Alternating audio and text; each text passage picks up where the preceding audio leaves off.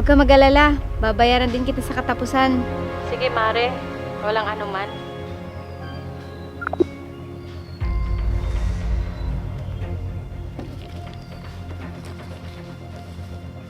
Buti na lang, mabilis kausap si Kumare. Ang bait talaga niya. Ang bilis utuin. Sana lahat ng nagpapautang kagaya niya.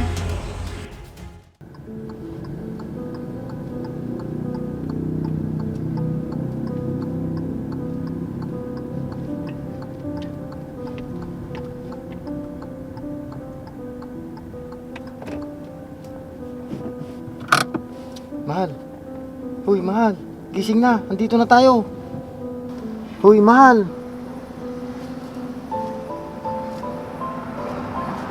Bakit parang ang bilis naman yata ng biyahe natin, mahal? Ang tagal nga eh. Ang sarap kasi ng tulog mo kaya hindi mo na malayan. Ganun ba? Napagod kasi ako kanina. Ang dami kasi nating customer. Yan na nga bang sinasabi ko eh. Baka mamaya sumumpong na naman ang sakit mo. Hindi naman ako masyadong napagod, mahal. Ikaw naman, sinumpong na naman niya pagka-OA mo. Hindi ako sa uwi, mahal. Ayaw lang kitang makitang nahihirapan.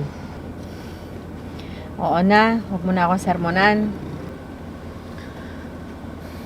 E paano kung biglang tumawag yung anak natin? Tapos bigla kang nanghina. E di sa akin na naman nagalit yon. Kasi hinahayaan kitang mapagod sa negosyo natin. Hindi yan, mahal. Kaya huwag ka na mag-alala dyan.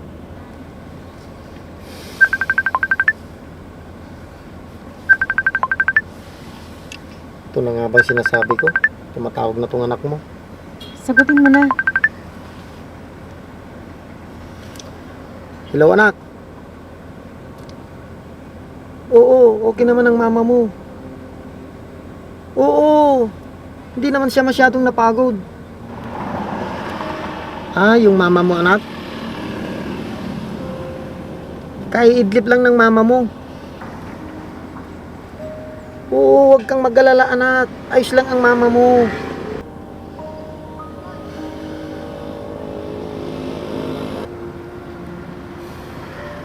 Sige, anak. Sasabihin ko sa mama mo.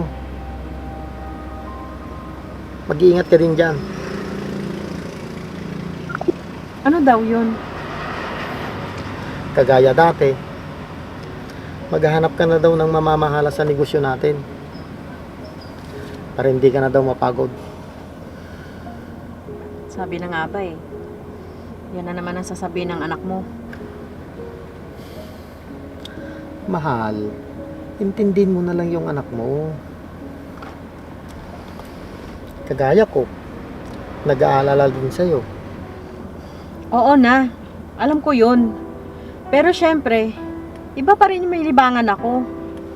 Lalo naman ako magkakasakit sa ginagawa nyo eh. Tigas talaga ng ulo mo. Sige, ganito na lang. Oras na sumumpong ang sakit mo, maghahanap na talaga ako ng kapalit mo. Oo na. Tara na nga sa loob para mabilang natin kung magkano kinita natin ngayong araw. Sige, mahal.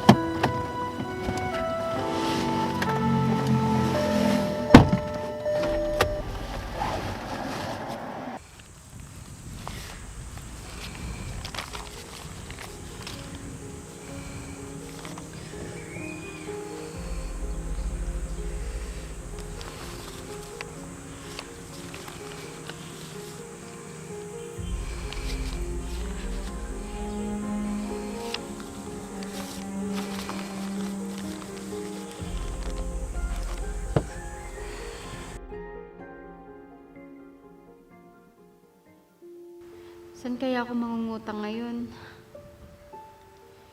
Hindi naman pwede kay Mitch. Ang dami ko pang utang sa kanya. Hay, bahala na nga.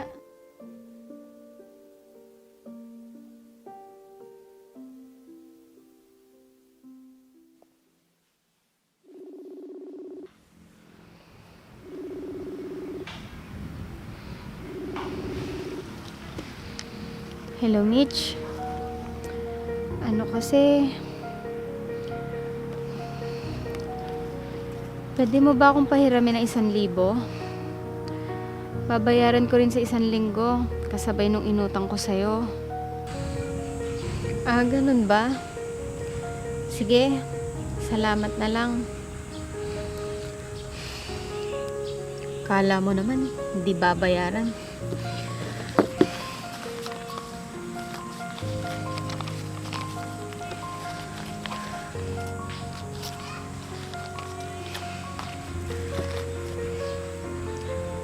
Subukan ko na lang kay Maring Laila.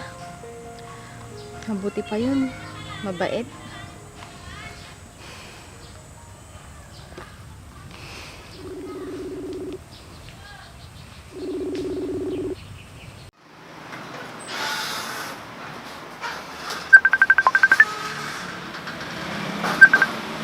Oh, hello Mare.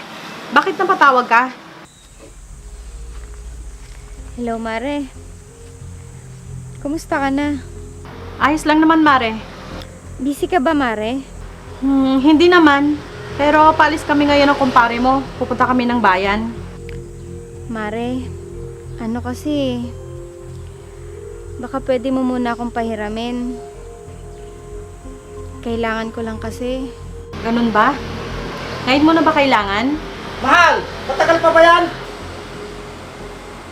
Teka Mare, saan mo ba gagamitin yung pera? Check up ko kasi sa susunod na araw. Nagamit kasi namin ni kumpare mo yung tinatabi kong pera. Sige Mare, magkano ba ang kailangan mo? Ayos! Mga 3,000 lang sana, Mare. Sige Mare, isasend ko na lang sa'yo. Yun pa rin ba yung number mo? Oo, Mare. Huwag ka mag-alala. Babayaran din kita sa katapusan.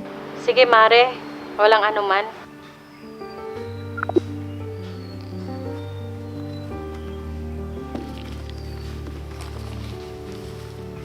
Buti na lang, mabilis kausap si Kumare. Ang bait talaga niya. Ang bilis utuin. Sana lahat ng nagpapautang kagaya niya.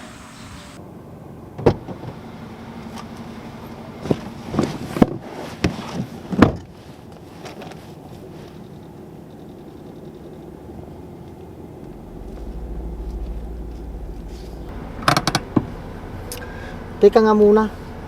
Kanina may kausap ka sa cellphone. Ngayon naman may ka-text ka. Sino ba yan, mahal? Si Maring Ruby mahal. May hiram lang ng 3,000. Ano? Di ba sinabi ko naman sa'yo na huwag mong pahiramin yon? Kasi sa panahon ngayon, mahirap nang maningil. Mahal, kailangan daw kasi niya ng pera, pampa-check up niya. Tignan mo si paring GR. Hanggang ngayon, hindi pa rin siya nakakabayad ng utang sa'yo. Puro siya pangako. Laging napapako. Pag sisingilin mo sila, sila pa yung may ganang magalit sa'yo. Hayaan mo na, magbabayad naman daw siya sa katapusan.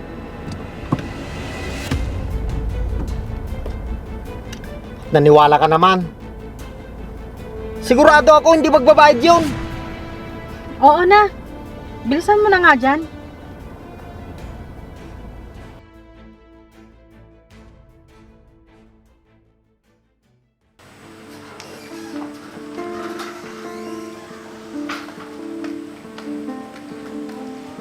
Ano, mahal? Nagbayad na ba sa'yo si Ruby? Sabi ko naman sa'yo, huwag kang magtitiwala doon.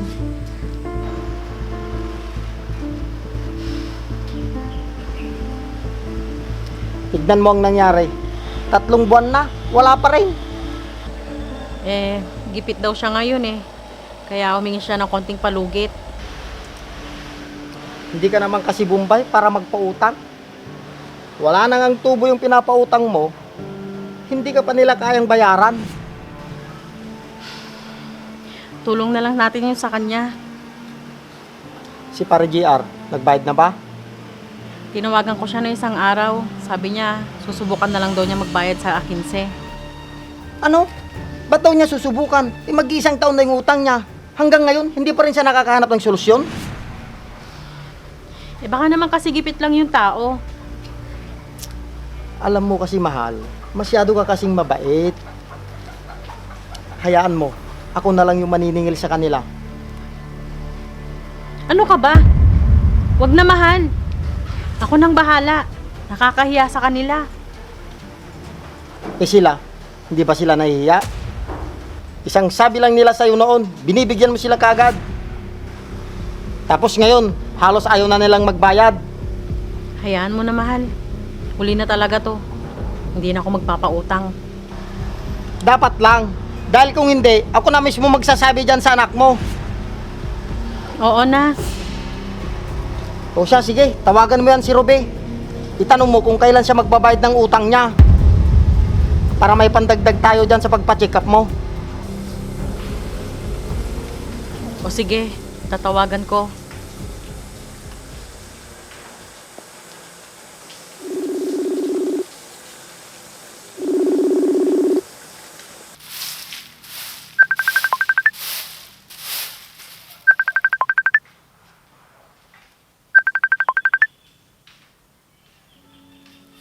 Hello, Mare. Hello, Mare. Napatawag ka? Ano kasi tatanong ko lang sana kung meron na yung hiniram mo nung nakaraan. Kailangan ko kasi. Papacheck up kasi ako sa susunod na linggo. Ganun ba, Mare? Hayaan mo. Gagawan ko ng paraan bago dumating yung araw ng check-up mo. Sige, Mare. Salamat. Salamat, Mare, ha. Pasensya na. Sige, Mare. Salamat. O, ayan. Magbabayad daw siya bago dumating yung araw ng check-up ko. Sana lang tumupad siya sa usapan.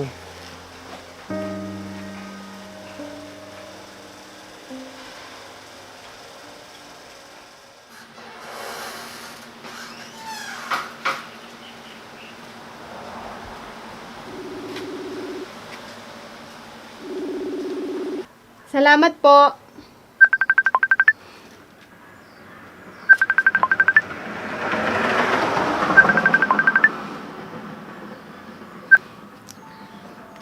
Hello, Mare.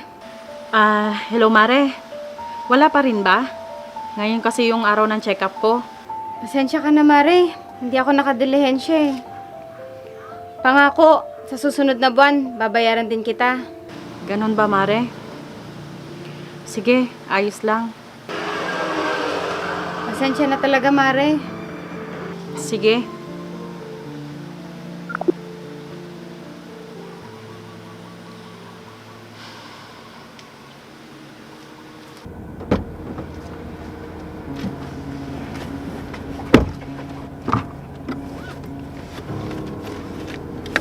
Oh, anong sabi?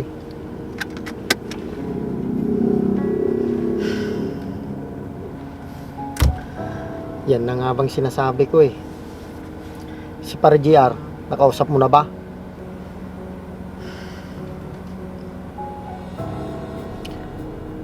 Ay nako. Wala talaga tayong maasahan sa mga ganyang tao.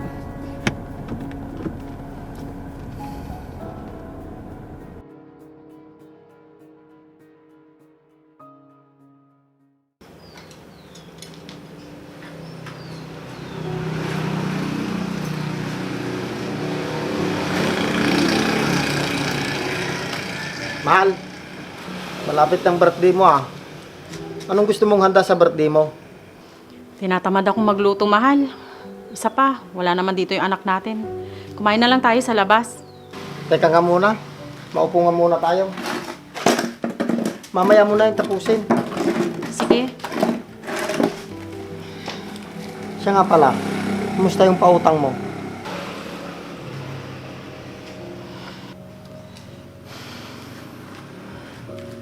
Tawagan mo ngayon si Ruby. Pag yan nagdahilan pa, hayaan na natin. Sige, tatawagan ko.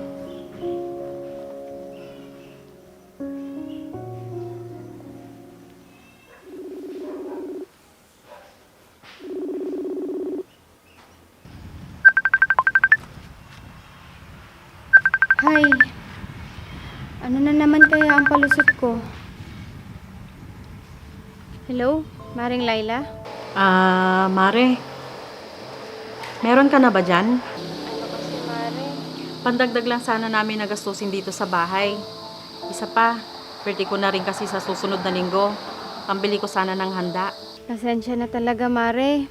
Gipit din kasi ako ngayon eh. Tatawagan na lang kita pag may pambayad na ako sa'yo. Pag meron na, ipapadala ko agad sa'yo. Pangako. Sige, Mare. Pasensya na talaga. Sige. Wala talaga, mahal. Pabayaan na lang natin sila, mahal. Ang isipin na lang natin, nakatulong tayo. Kaya nga, mahal. Pero, paano kaya nila nagagawa yun, no? Yung mga ko ng mga ko, tapos hindi nila kayang panindigan. Alam mo, masyado ka kasing mabait. Gusto ko lang naman sanang tumulong, mahal. Pero, mahirap palang maging mabait. Aabusuhin ka lang nila hanggang sa mawalan ka na ng gana. Hayaan mo na lang, mahal. Magsilbing aral na lang sa atin ito. Kaya sa susunod, kilalanin na lang natin ang pautangin natin. Oo, mahal. Sana nga nakatulong tayo sa kanila.